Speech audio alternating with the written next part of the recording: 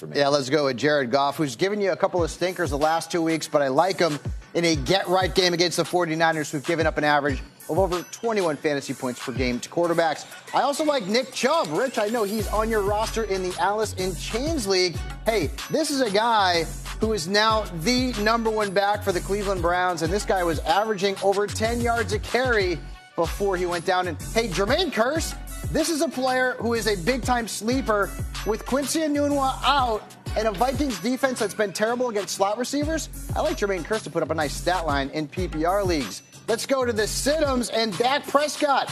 Don't chase the points after last week's big game against the Jaguars. He has scored fewer than 14 fantasy points in 8 of his last 9 road games. I also am sitting Lamar Miller. He's averages 7 PPR points per game in his last 2 games. His snaps are down. And oh, by the way, Jaguars defense. And finally, Albert Wilson. Again, don't chase the points. Last week, huge game, over 30 PPR points, but the Lions have allowed the fewest yards and just 1 touchdowns to wide receivers who play out wide, and that's where Wilson plays most of his snaps. All right, it's 10.